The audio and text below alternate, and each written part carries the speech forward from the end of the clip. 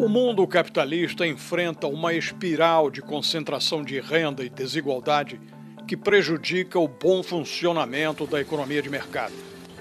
Muita riqueza no topo, pouca embaixo, com dano maior aos que têm menos. Na esteira da crise financeira que explodiu em 2008, a economia de vários países ainda sofre com estagnação, desemprego e mesmo recessão, como no Brasil. Dramas que afetam ricos e pobres, mas de forma desigual. Nesta hora, pregações de austeridade e cortes de gastos públicos como única saída, acoplada à redução de benefícios sociais para diminuir despesas do governo, viraram quase um dogma entre economistas tradicionais de tendência liberal. Era o caso do ex-ministro da Fazenda, Joaquim Levy, seguidor da linha teórica associada à Universidade de Chicago, onde ele obteve doutorado. Mas outros especialistas no setor questionam o valor dessas receitas, de que o essencial é apertar os cintos para um dia colher frutos. É o caso do novo ministro da Fazenda, Nelson Barbosa, seguidor de uma linha menos ortodoxa, mais de olho em incentivar crescimento. Esta é também a base teórica do americano Joseph Stiglitz, ganhador do Prêmio Nobel de Economia em 2001, que se recusa a ver apenas virtudes na austeridade, sempre mais dolorosa para quem está por baixo, adverte ele. É professor da Universidade de Columbia e representante do pensamento econômico herdeiro de John Maynard Keynes, o reverenciado economista e teórico britânico. Stiglitz sustenta que a obsessão em equilibrar as contas do governo pode levar a bloqueio de investimentos públicos necessários para a economia se recuperar, sobretudo quando o setor privado se retrai. Quanto ao argumento de que governos submetidos a altas taxas de juros internas não podem se endividar mais, o Nobel de Economia recomenda examinar melhor se as taxas precisam mesmo ser tão altas. Joseph Stiglitz esteve no Brasil a convite do programa cultural Fronteiras do Pensamento.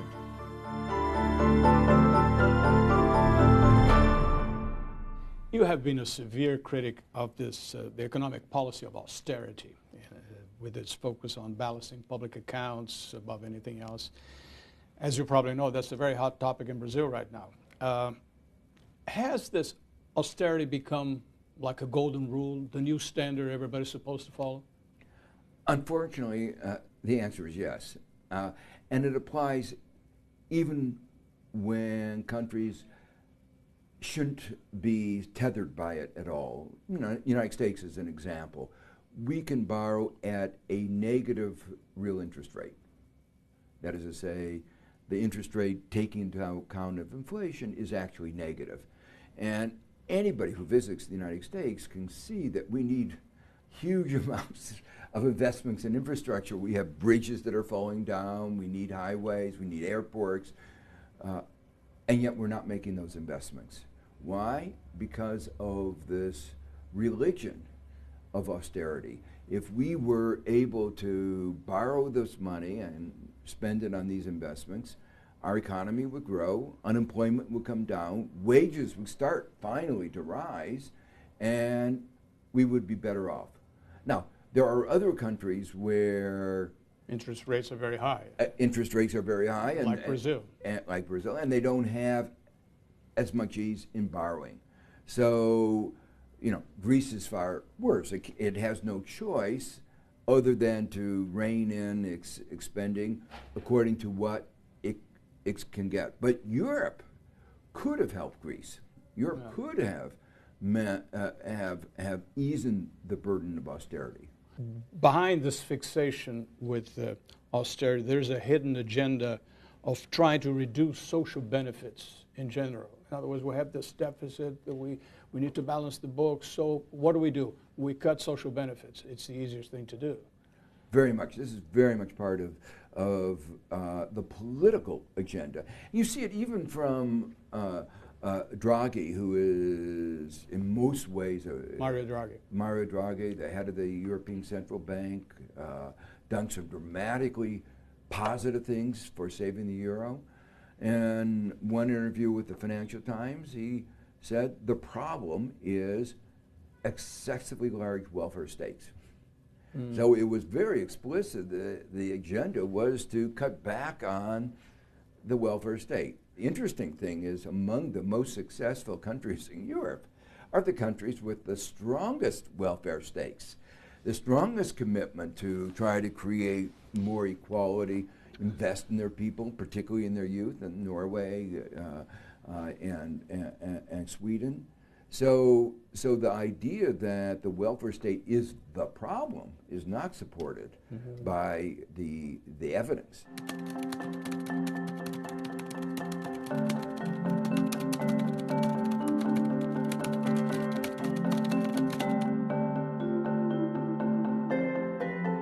The IMF used to be the boogeyman in Latin America in the 80s when the debt crisis was around here. And now it seems to have moved on to Europe. But it's not just the IMF now. You have the IMF and the central bank, the European Union in general. It seems like Latin American all over again over there. It does very much so, but there's a curious change in terms of what the IMF says, and it's turned out to be among the, I don't want to say good guys, within the what is called the troika. Compared to the others, yeah. Compared to the others. Let me just give you an example in terms of what the IMF has been saying. The IMF has been saying that inequality is a major problem, that countries with more equality grow faster, are more stable than countries with higher inequality. So they've been warning against cutbacks on the welfare state. That's been at the philosophical level. When it comes to the actual program levels, the guys working in the country, they sometimes forget what the message coming from their research department, the evidence. But even then, the IMF has been the strongest proponent for debt restructuring. You know, saying a basic principle, countries, people often get over indebted. And it's as much a problem of the lenders as the borrower. These are voluntary transactions, and you can say the borrower borrowed too much. You could also say the lender lent too much. They had the experience. They learned with practice. And the lenders are more at blame because the lenders keep doing it. The borrowers often are, this is the first time they've gotten into debt. The point is that the IMF has realized that Greece, for instance, need a debt restructuring. Germany, many of the other European powers refuse to recognize, take into account reality, and they're trying to, we have an expression, squeeze water out of a turnip or squeeze water out of a stone. You can't do it. And so that's part of the religion of austerity. They seem to believe, against all the evidence, that if we just suffer enough, if Greece just suffers enough, it will grow. One of the fears, when we talked about the IMF being the bogeyman in the old days here in Latin America, nowadays it seems to be a new player, which is the credit ratings agencies. There's a panic amongst the Brazilian and other authorities worldwide of what these agencies are going to say, because all of a sudden your access to the market is limited. So it creates this submissive attitude and fear of what they can do. Is that a new element that we're dealing with? Yeah, although it's been around to some extent for a long time. But people didn't pay too much attention. What I find so striking is the credit rating agencies' track record is miserable. So why people believe in them is another testimony, in my mind, to the irrationality of markets. Let me give you one example. The United States got a downgrade from S&P. Only one of the rating agencies, but we got a downgrade. As Brazil has. As Brazil did. And it happened during one of the debt crises in the United States. Now, anybody who understands our debt market knows that the U.S. government bonds are all denominated in dollars. What does that mean? You can always print the money. We can always print the money. We will never default on our loans. And then you ask the question, well, maybe that money isn't going to be worth very much. But you look at what the market says, it says that we don't expect inflation anytime soon. So how did the S&P make these forecasts that say the U.S. is at risk of default? It's actually absurd. Now you look back into the period of the run-up to the recession of 2008. There they were irrationally exuberant. They were giving AAAs to these securities. That turned out to be terrible. That should have been given an F. Now we know from some of the records, which I've actually looked at, that they were basically engaged in fraud.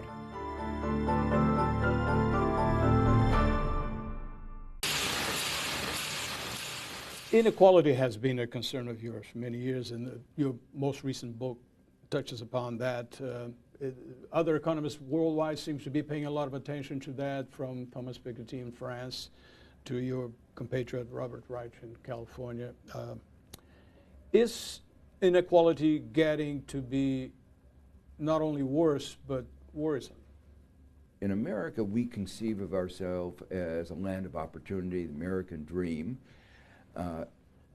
You start looking at the data, it's a myth that the life prospects of a young American are more dependent on the income and education of his parents than in almost any other advanced country. So that as we get more inequality, we actually get a poor performing economy. For instance, if you have inequality that's a result of market power, monopolies, concentration, then what you're doing is at the same time you're getting more inequality, you're getting a more distorted and a less productive economy. And there is increasing evidence that that is the case in the United States and in other countries. What we see is persistent differences in economic returns across firms. Those firms that have monopoly power get higher returns. Financial markets are not equilibrating it because it's market power that is driving the inequality. You don't think they paid a price for the crisis that they were responsible for, the financial markets? Oh, very much not. They got away with it. And that is one of the underlying aspects of American politics, the sense that those who created the crisis of 2008 didn't bear any of the cost, didn't take responsibility, while millions of Americans lost their homes, millions of Americans lost their jobs, millions of Americans saw the savings that they had worked so hard to accumulate disappear overnight.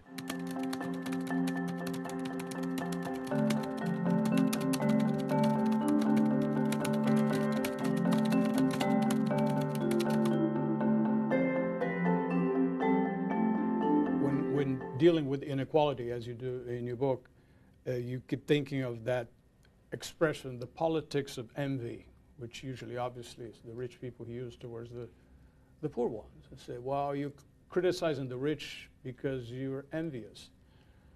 That's a defense mechanism, isn't it? Because very much so, and in both my book, The Price of Inequality, and my book, The Great Divide, I addressed that.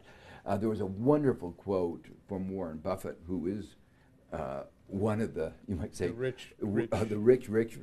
And he said, you know, when people talk about the politics of envy and the class warfare, he said, yeah, it's obvious there's class warfare, and our class has won. The point is, it's not the politics of envy. It's looking at what actually is happening in the United States. And one of the central points that I make, and now the IMF makes in my book, I make it in my book, The Price of Inequality, is that this great divide that has opened up in our economy and our society is actually leading to a less efficient economy. So everybody, even the 1%, are paying the price. And there is also this as we refer to, you mentioned the religious aspect of this belief, excessive belief that the market has to solve it all. It's usually claiming that the government, the state shouldn't interfere too much. Let the market operate by itself, and because it will solve all the problems. That's another aspect of dogma, isn't it? That you don't really go for that. No, it is dogma, and the reason why I say it's dogma is that over the last 40 years, a central theme of economics is trying to understand the circumstances in which markets are efficient, in which Adam Smith, whose idea was that markets would lead as if by an invisible hand to the well-being of society. What are the conditions under which that's true, and what are the conditions in which it's not true? And the striking thing is that the conditions under which true are extraordinarily restrictive and are not satisfied, not even nearly satisfied, in any market economy. And one of the important results from my own work was to show that even small deviations from those very strong assumptions could have very big effects and lead to very large inefficiencies. And you do need regulations. You do need state participation, state intervention in many ways, just to keep not to impose socialism, but to keep capitalism going. To make the market work. Yeah, one of the major aspects of my economic agenda has been, let's make markets work like markets.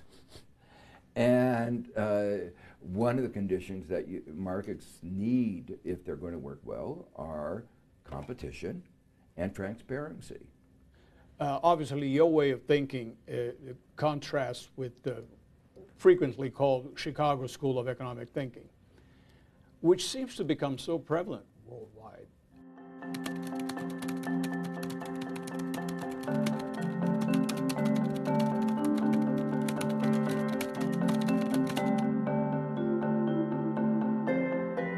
Don't you find that you more and more becoming a minority, and there seems to be one way of economic thinking that is prevailing everywhere, including here? Well, since 2008, there's been a marked change in the United States. I won't say the Chicago School has disappeared, but even in Chicago, there are a number of people saying, well, we have to look at market irrationalities, individual rationality. People like Richard Taylor, Cass Sunstein, even some of the leading Chicago economists have said, well, markets didn't work very well in the crisis of 2008 and have been induced to re-examine their fundamental beliefs. Judge Posen is an example. So the point is that there is the beginning of a re-examination. There's a creation of something called the INET, the Institute for New Economic Thinking. There are leading economists at MIT, at Harvard, at Berkeley, Columbia, all have challenged questioning what was called the Chicago School. Unfortunately, in many other places, those who were taught in the Chicago School in the period of its dominance are now teaching. And so you see this in Latin America particularly, you see this in some European, they want to be good economics, but their view of good economics was the economics of the 1980s in America. Can you see the Chicago School of Thinking, the old Chicago School of Thinking, serving a leftist government? I find that very hard to understand because those doctrines, if they haven't rejected them, and as I say, some Chicago economists have re-examined, but the doctrines of Chicago austerity, Chicago markets are efficient, those doctrines are antithetical to what I would call modern economics. Let me just give you one example, two examples of modern thinking in macroeconomics being taught at Harvard, MIT, Columbia, and at some of the leading thinking at, say, the Bank of England, a recognition of what we call macroeconomic externalities. So when you have the simplistic models that were informing thinking before the 2008 crisis and led to the crisis, they assumed a representative agent, as if the economy was well described by a single individual or identical individuals. Well, in that kind of world, you have no distribution effects, you have no problems of asymmetries of information, differential information, because that would require schizophrenia. The person wouldn't know. Well, I should interfere to say that that's what gave you the Nobel Prize. You know, is exactly studying that aspect. But those models reject that idea totally, because with one person you can't have differential information. So you see a contradiction there between what we're calling the old Chicago school of thinking and government of the left, let's say, more socially oriented, more publicly oriented. And what I'm saying, it's even can't work together. And it's even more profound because their models, their thinking, are inconsistent with modern economics, where you say, look at what one person does can have effect on the rest of the society. The banks, in the way they behaved, imposed enormous cost on the rest of the society. You can't let them just be unregulated. We call that an externality. These internal contradictions, you see them in every government, but here it's a little bit more dramatic.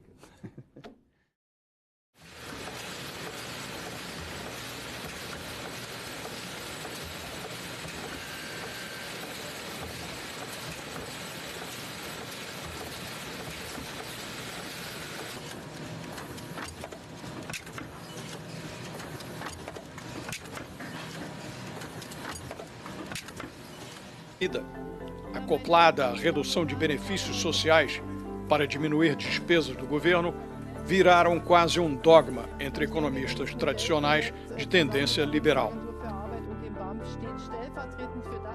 Era o caso do ex-ministro da Fazenda, Joaquim Levy, seguidor da linha teórica associada à Universidade de Chicago, onde ele obteve doutorado.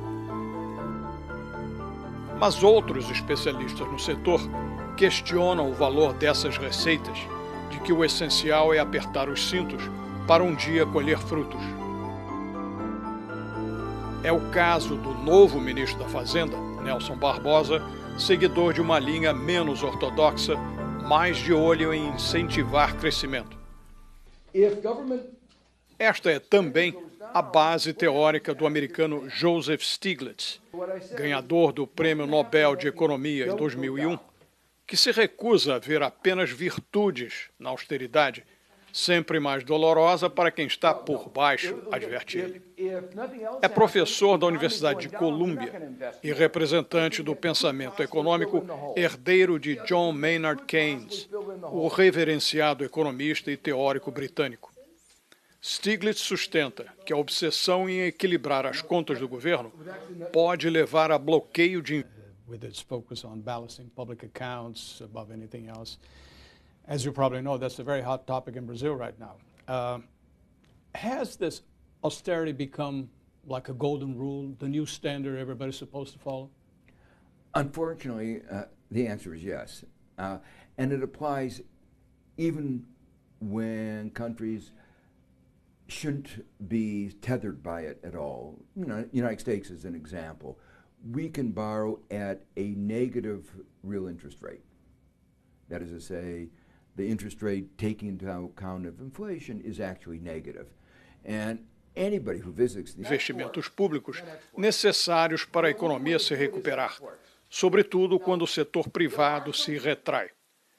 Quanto ao argumento de que governos submetidos a altas taxas de juros internas não podem se endividar mais, o Nobel de Economia recomenda examinar melhor se as taxas precisam mesmo ser tão altas. Joseph Stiglitz esteve no Brasil a convite do programa cultural Fronteiras do Pensamento.